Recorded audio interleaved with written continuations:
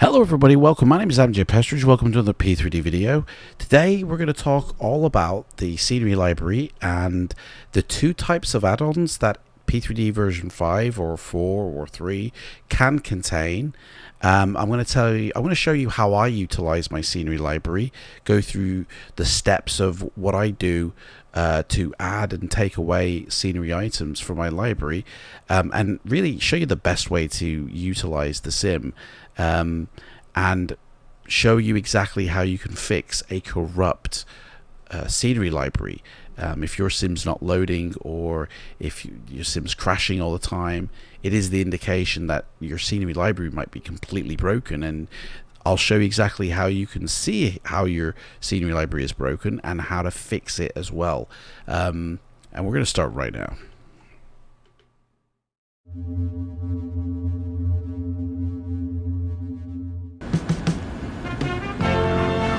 Right now, 2586.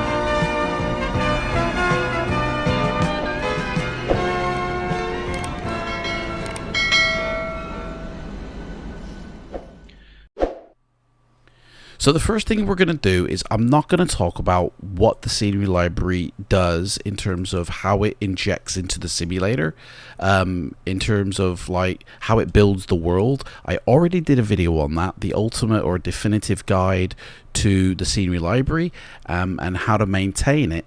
This one we're talking all about XML add-ons and how to make the most of your simulator and fix the crashes. Okay, so if you want to learn about your Scenery Library first, there's a link down below to that video. Go check it out. I really suggest you starting there, then coming back, and I'll show you how I utilize my P3D.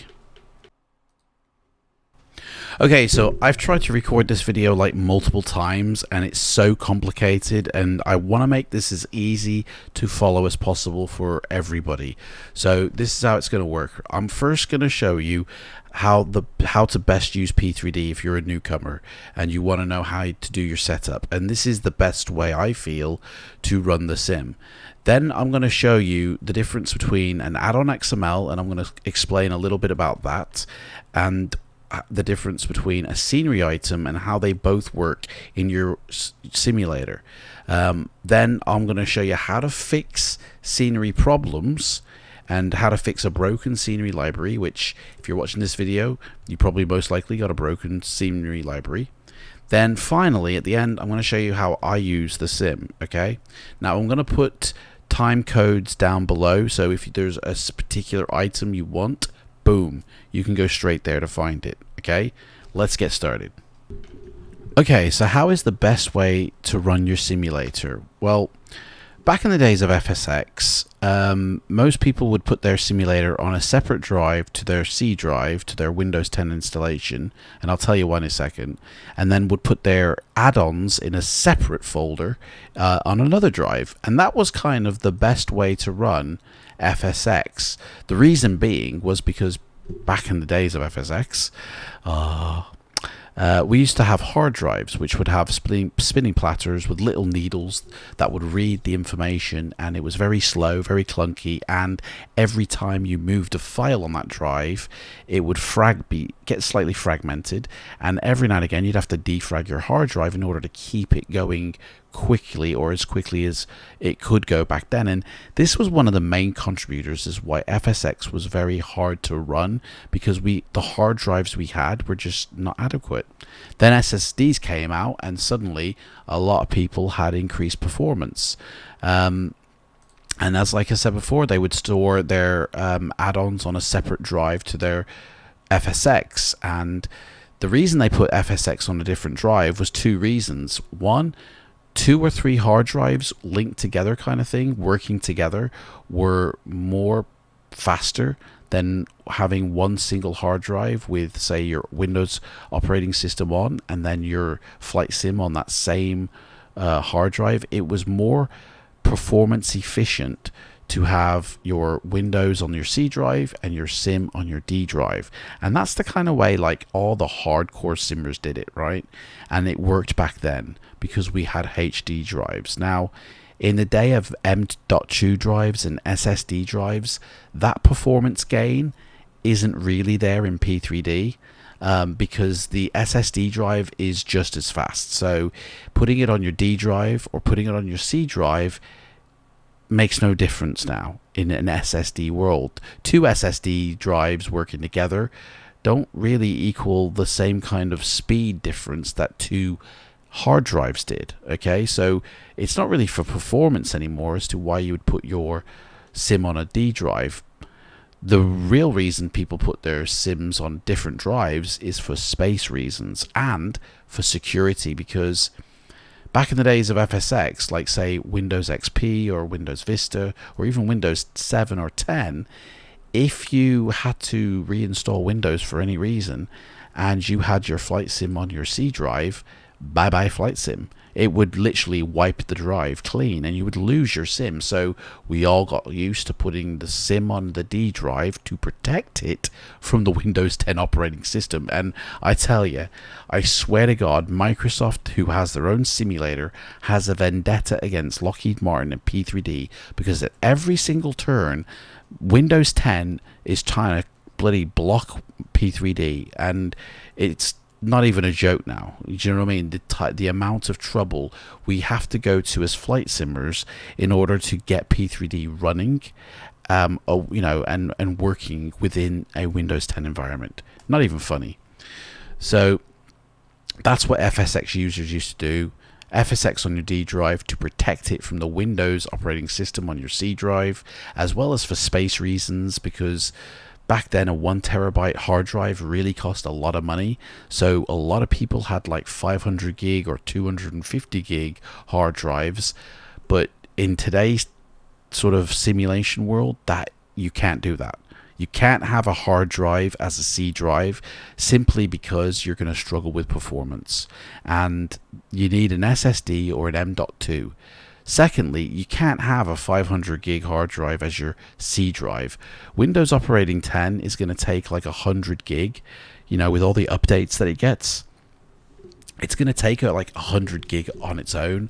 So if you've got 250 gig, suddenly, if you're trying to put P3D on there, you've got to put it on another drive, because you ain't going to physically get it on your C drive. But I tell you now, and I'm going to get people who have a go at me for this, but anybody who puts P3D on a separate D drive is just asking for trouble, because Windows 10 has changed a lot since FSX, guys.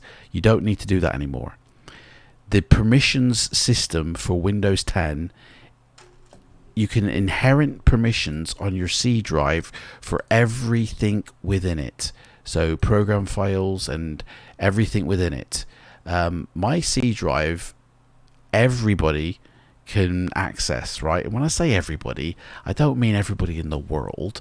It's everybody on my system. So my D drive, my E drive, everyone has access to this. It's a shared folder. It's a shared file system. And that way, when I install something on my C drive, it installs 100% correctly.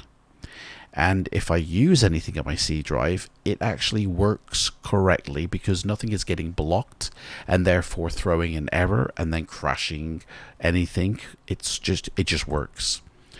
If you put it on your D drive, first off, it has to have permission to access the C drive, because even if you put your sim on another drive, in the program data in the users folder, it still puts items in here. For instance, not only will developers put their add-ons in program data or other files in program data, but the sim itself stores its scenery indexes in the program data location. Now, I'm going to get into what this file means, but the sim is constantly recalling information to and fro from this. So it's speaking with this folder constantly. And if you've got it on this drive, now it's suddenly two drives that are constantly talking between each other. So you're not saving any performance, guys, okay? If you install it on your C drive, it talks within itself on a dynamically changing drive, and that's fine. Like I said, the other reason was space. So P3D can get really big, guys. and you just can't run it from a 500 gig drive. Like, I want to show you how big my P3D drive is, and that's just the simulator. Now, the simulator is only 70 gig in size, okay? It doesn't get any larger than that in its default state, and I don't know anyone, apart from beta testers, who have a default sim, okay?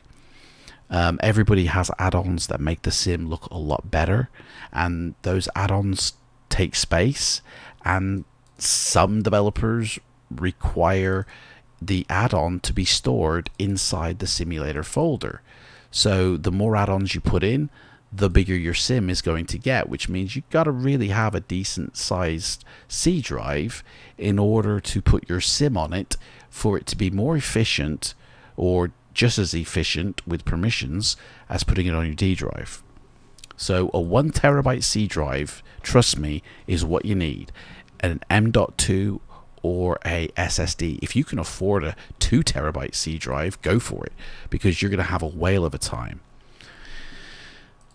This D drive of mine is a HD drive because it's a storage drive. It's a static sort of storage drive that the information on there does not change at all.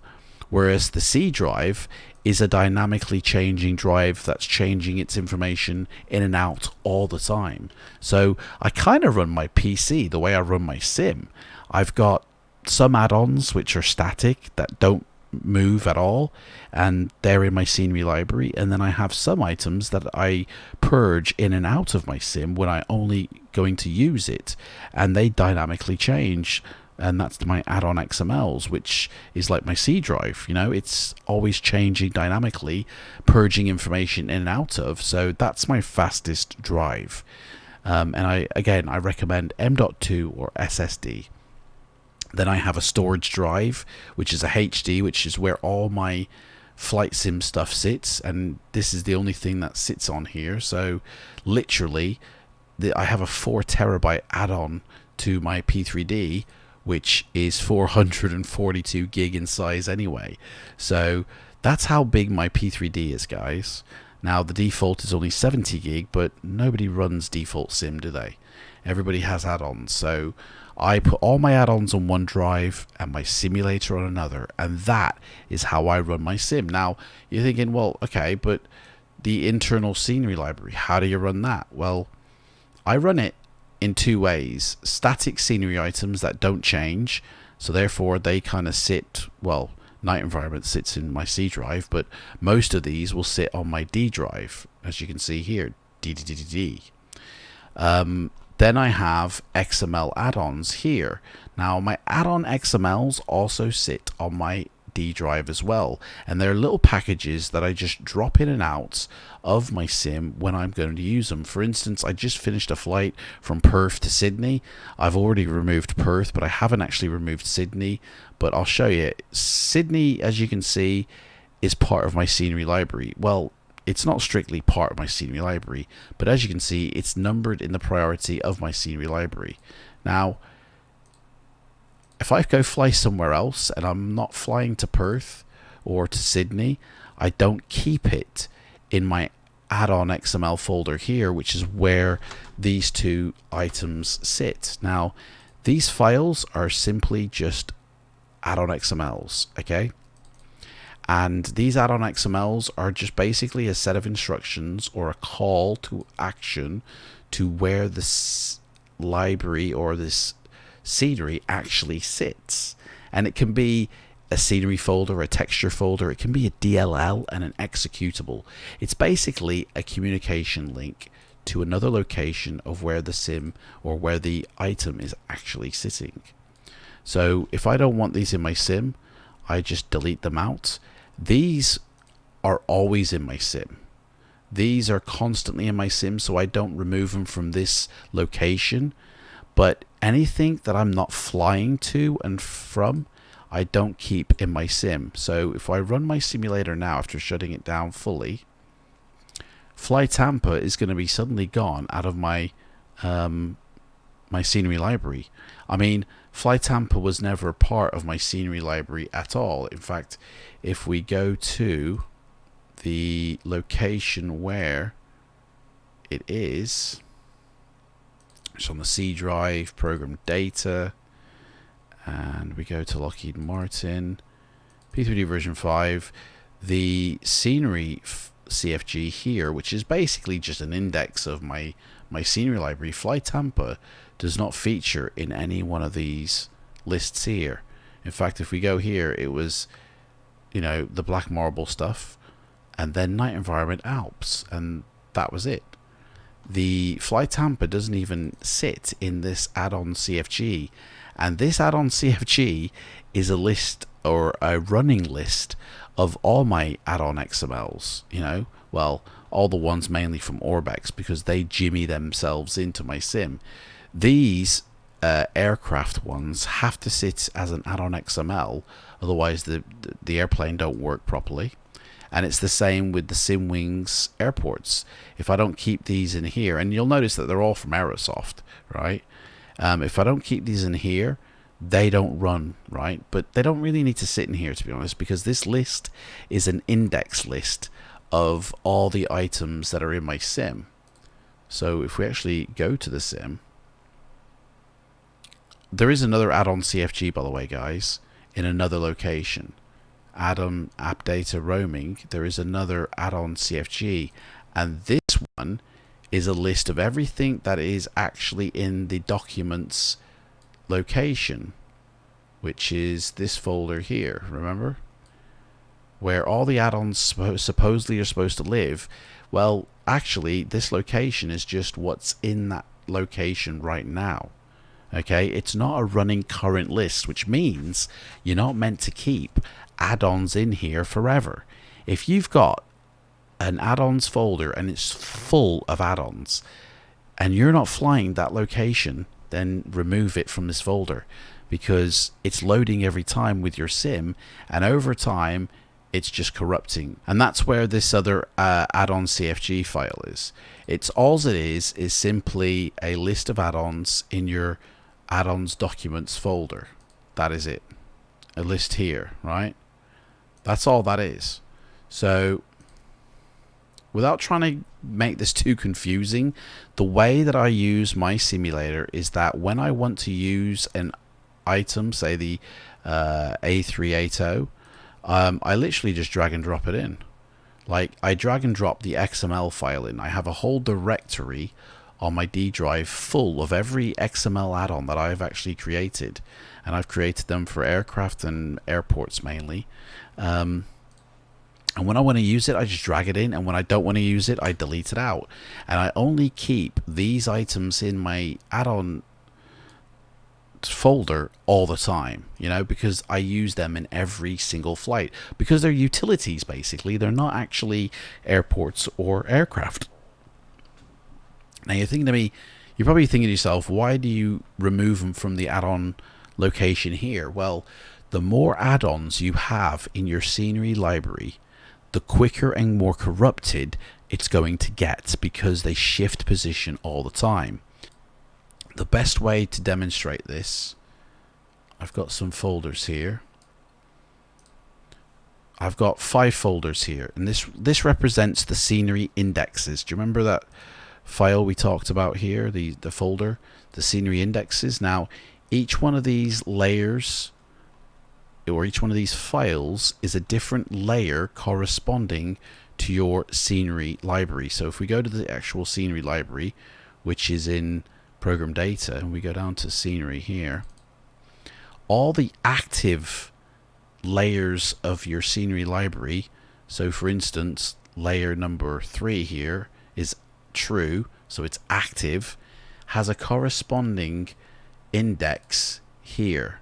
And this index is basically a database index of every sim object contained within this one location, and this one location is a layer in my scenery library, is a single line of information. This is layer 7 in fact, and it's area 7.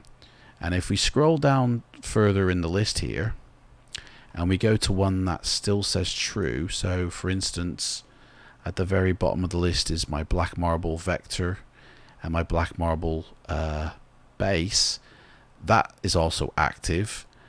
But basically, each one of these packages here, each one of these lines here is a single layer in my scenery library, which has a corresponding scenery index, which indexes everything within it.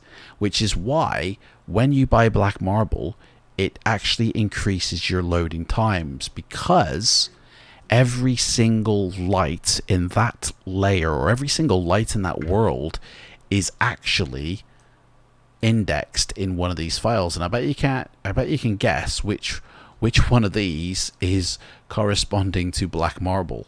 This 8 megabyte file here, I imagine, because it's the biggest and it's the one that's covering the globe.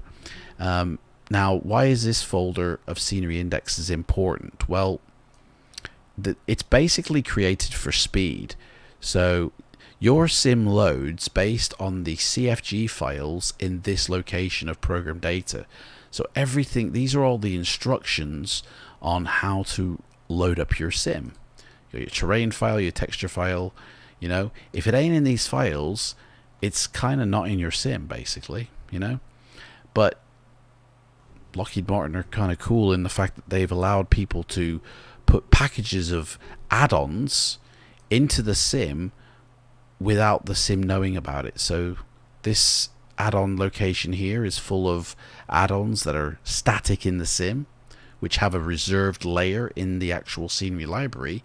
But I have a whole list of add-ons here which are actually not a part of my sim until I drop it in, you know. And that is how I run my sim. Whenever I want to fly the Concorde, I simply just drop the folder corresponding to the add-on, and I drop it in there, and now that will appear in my simulator. And when I don't want to fly the Concorde, I delete it out my sim. So I only keep my simulator as bare bones as possible to the default state as I can, and just load into the sim world what I'm actually going to see. So that is how I run my sim, basically. My sim is full of scenery items and add-on XMLs that I just drop in when I'm going to use it, and then take back out or purge that information. And that's what an add-on XML is. It's not a static scenery item that sits in your library. It's not a part of the scenery library. It's an add-on to the scenery library, and it usually generally gets purged once the sim, you know, shuts down, which means you're meant to take your add-ons out of your sim when your sim is not in use, or when you're not flying to that location. So if you've got a folder here full of add-ons, like a list as big as this, then you're using your simulator incorrectly, because most likely you're leaving these in your sim all the time. The more add-ons you have in your sim, the quicker your sim is going to corrupt. Okay, and this is how. Right, so I've created a little demonstration here to show you how easily your scenery library can get corrupt if you use it incorrectly, and it's basically the fault of the XML add-on. Okay, your library is made up of, your sim library rather, is made up of 3 items. You know, your scenery CFG file, which has an index of all your scenery items in your scenery library. It doesn't include add-on XMLs though. They sit in 2 locations: your user folder, which is the one where if you drop anything in here, okay, it will appear in that user folder. Anything in here will appear in that app data location. If you leave them in here, like all your XML add-ons, or if they're in your add-on library in your sim, you know, for extended periods of time, your scenery gets more broken with every time you load your sim up, and every time you use your sim, it becomes more broken over time. And the reason because is your scenery indexes get corrupt. So your scenery indexes, which is a list here, Remember, it's a running list of every scenery add-on or every scenery library entry in your scenery library, and each line of your library is got a corresponding index. Now, I've actually purged my index here, and I'll tell you why in a second, but every layer of your scenery library has a corresponding scenery index.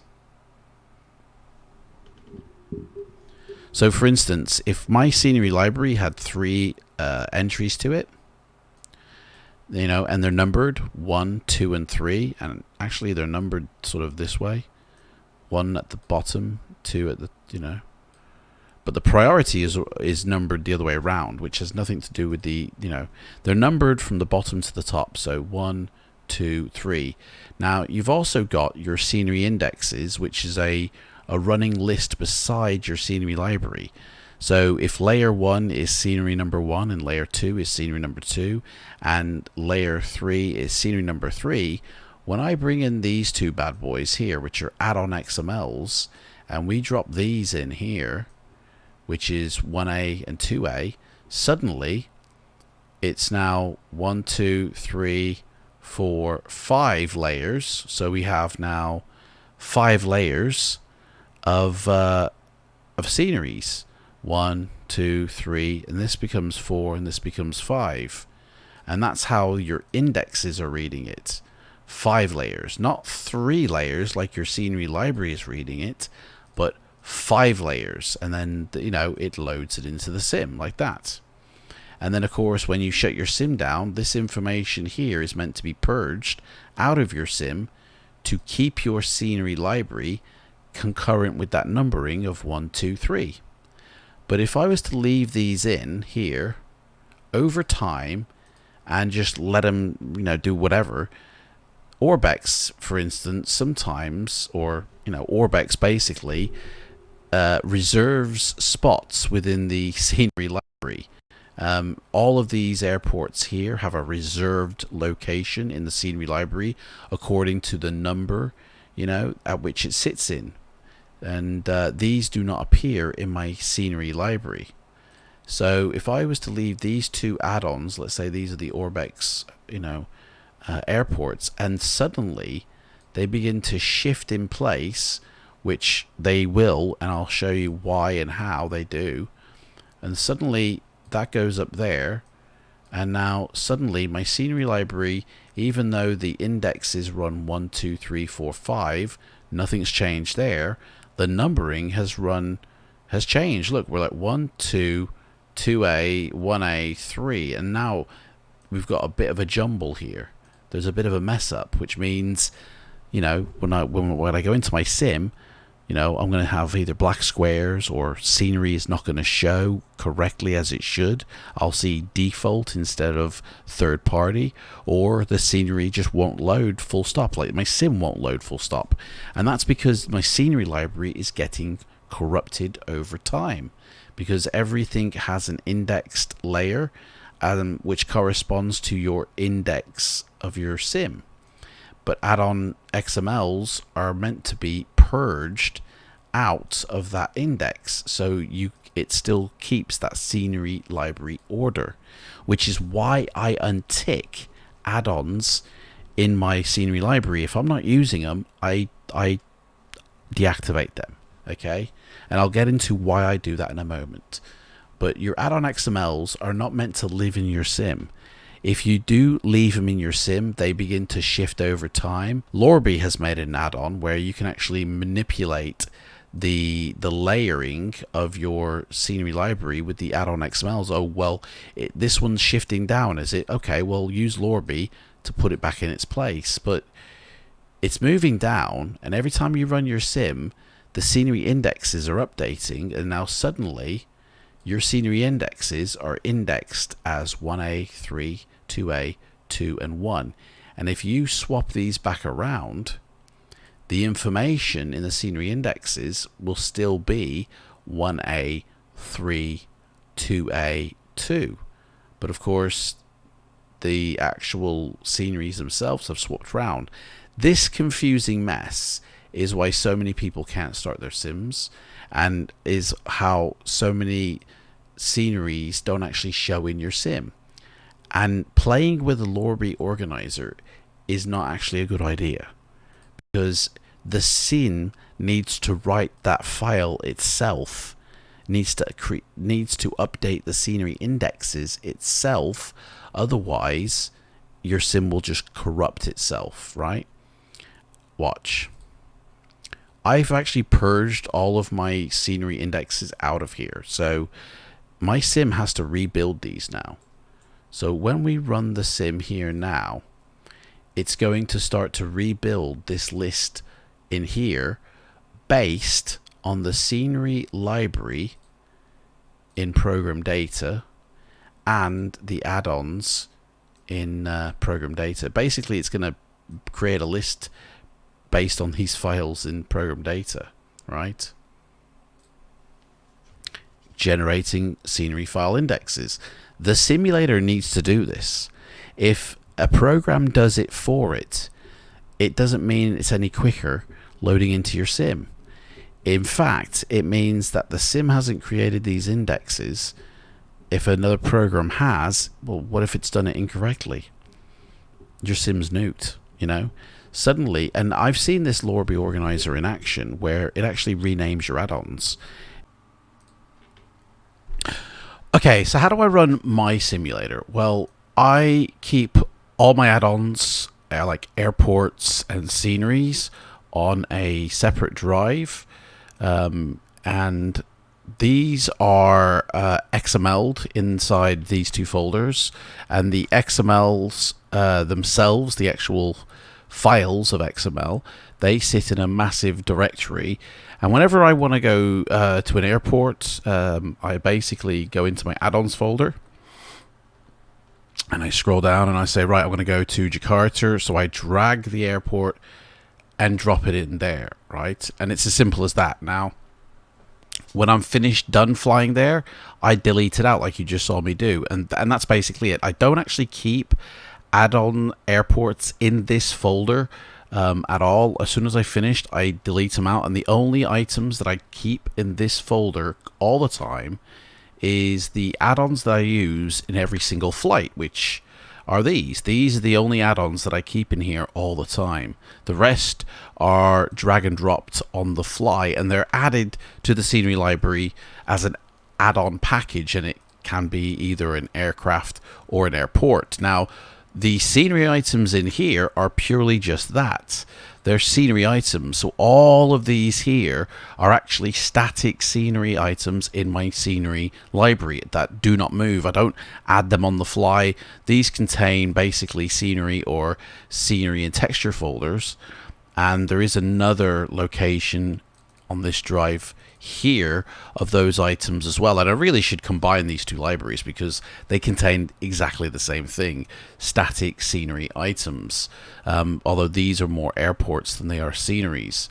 So that's basically the way I utilize my library. Now, whenever I do add an add-on XML file, be it, and I don't usually do it so much for the aircraft, because if I drag and drop these aircrafts, they don't actually land in my scenery library.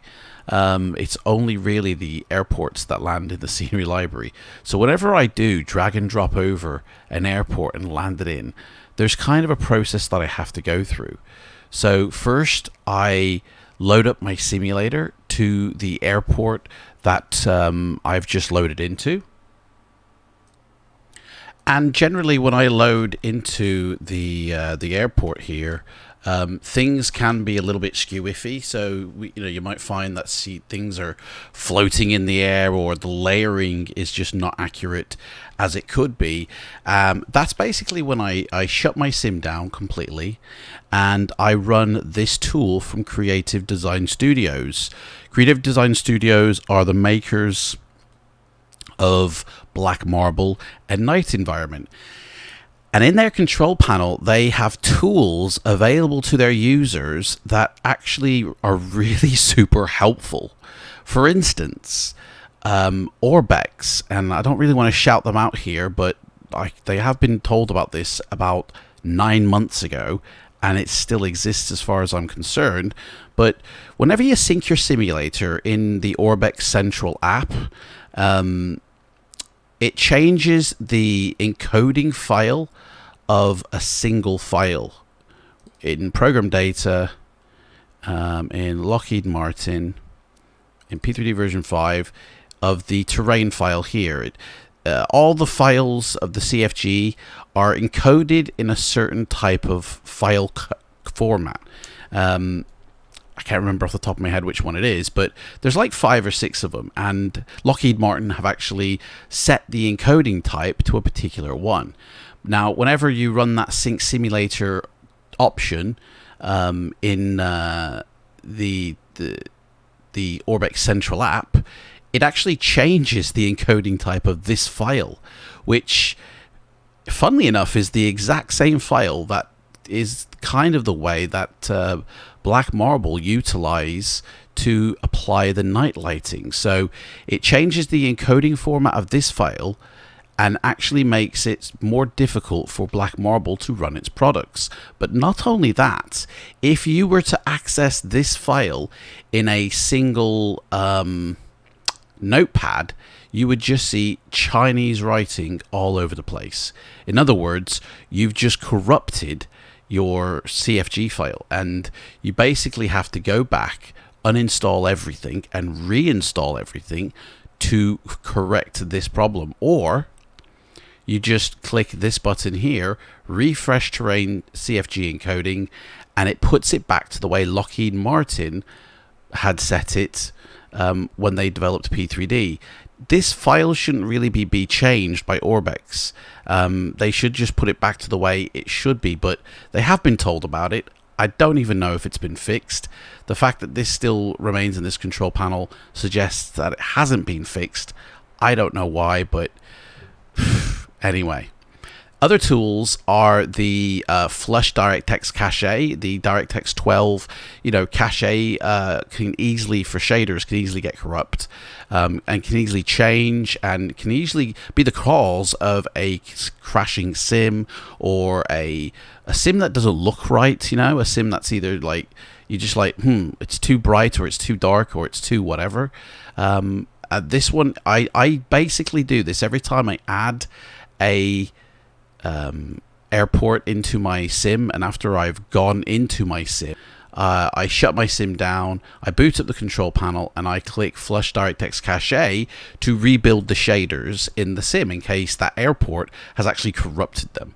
There's another feature here called Rebuild the Index. Now, again, I click both of these buttons after I drop an airport in, because every time I drop an airport, an XML airport, the scenery, it will change the scenery indexes, which, if you remember, sit in this folder here.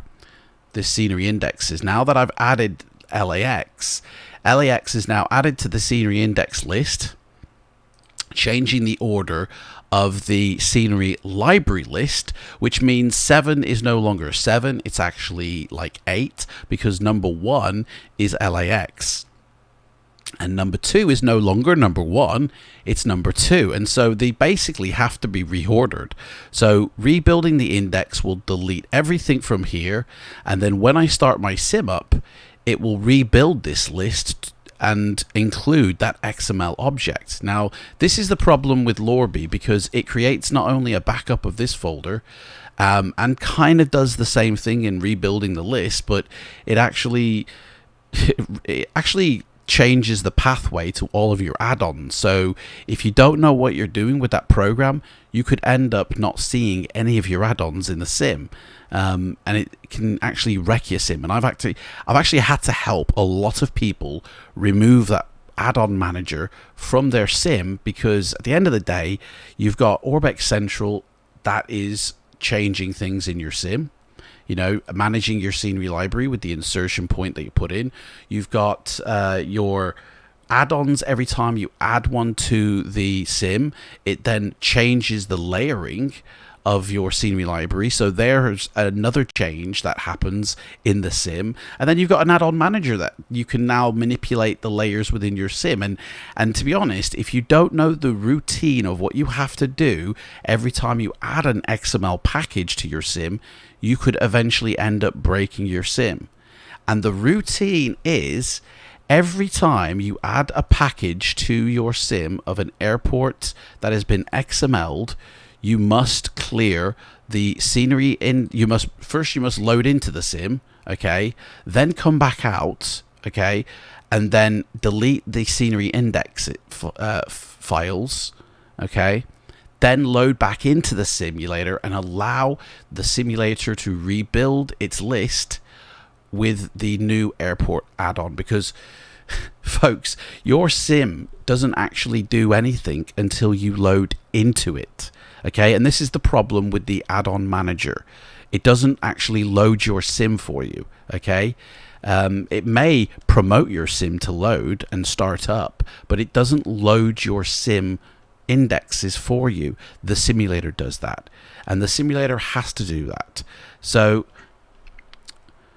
when you first, let's say if this add-on wasn't here, okay, it's no longer in this folder, and these are the scenery indexes as they are without LAX added.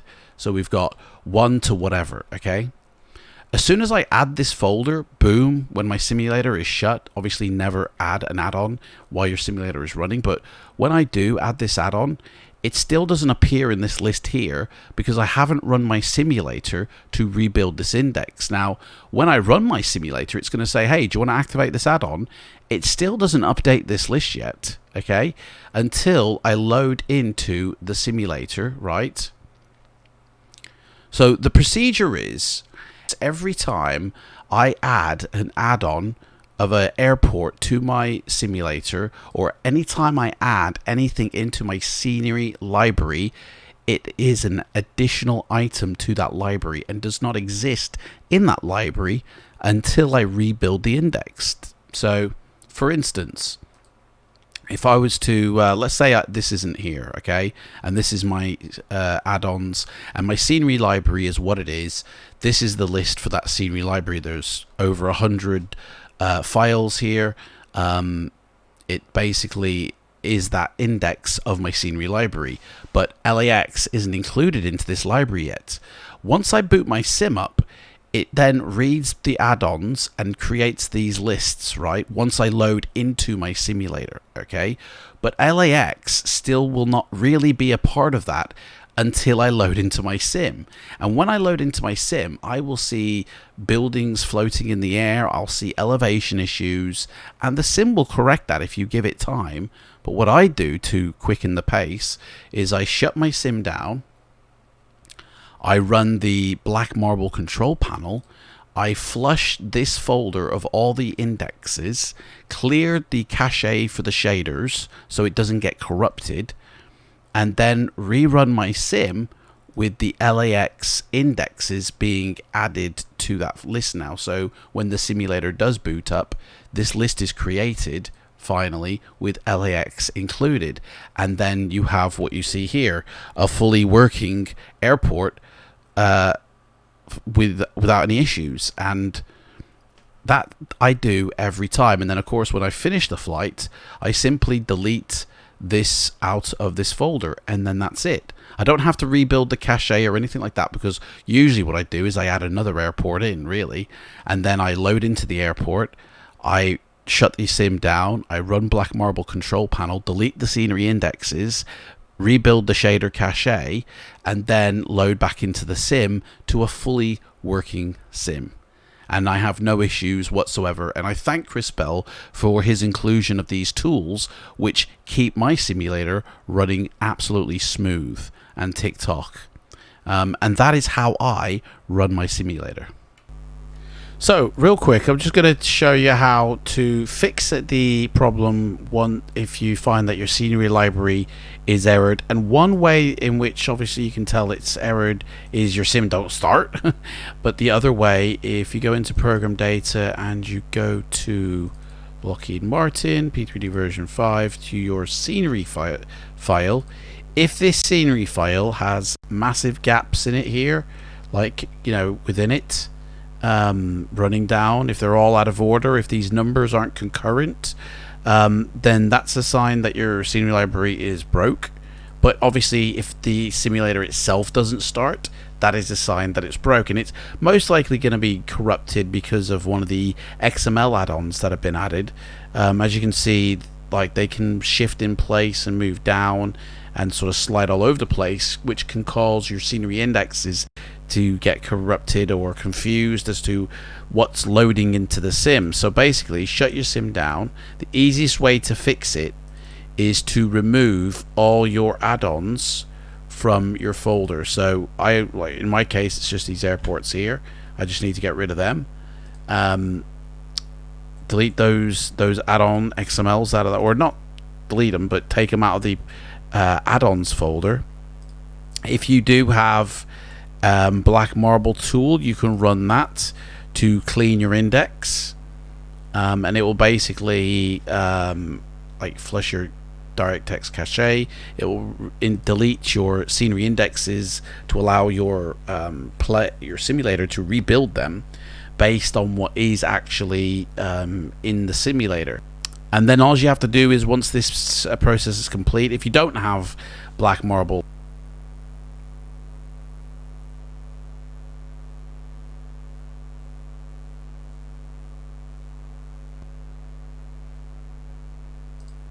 if we go to our sim now, so we run our sim, and when it loads up, if you still notice in your scenery library there's still add-ons, find out where they are. Now, the easiest way is, most likely they won't be installed into here. They'll actually be installed wherever you install your airport add-ons, or even in the sim itself they can appear as packages. Like Aerosoft are famous for doing this, sort of installing their add-ons, although I think they put them in ecosystem these days, Aerosoft. And so you might have an add-on which has that, you know, tool here with the add-on XML pointing it to that. So just remove that file, the add-on XML file, don't remove the scenery, and then load up your sim, and it will be removed from, you know, the scenery library as a an entry. Obviously you're not removing your scenery, it's just removing that link to the scenery, and then once you've done that, you should then have a fully fledged scenery library that doesn't have any add-ons in it. So if we head into our scenery library and we look here, now they've all been removed, so your simulator in effect has just got these items in, you know, what's in your scenery library, and it should actually load into your sim now without any problems whatsoever. There should be no problems, but you have to finish the fixing the problem first. You do have to load into your sim first. So click OK once you know, you've seen that it's working, and then actually load into your sim, and that actually finalizes the process. So if we go to, say, Birmingham Airport, obviously I haven't got Birmingham Airport loaded, but if we just quickly load in there, it will load in, and then the problem will be fixed. You know, you won't have to worry. Now, of course, when you pop those add-ons back in, you could find yourself in a state of it's breaking again. But when you pop those add-ons back in, they should go back into their rightful place, and then all you have to do is, once you've popped them in, delete your scenery indexes, the Black Marble tool, and then running your sim again, and then it'll load correctly. And that's it, guys. This video, I know, has been a bit of a long one, but thank you so much for watching. If there's anything I missed, if there's anything you feel I missed, please put it in the comments down below. There's more helpful videos coming. If you subscribe, you'll get notified when every single one appears. It appears always first in my Discord and then live on YouTube. Thank you so much for watching, guys. Take care, and I'll see you again. Bye-bye.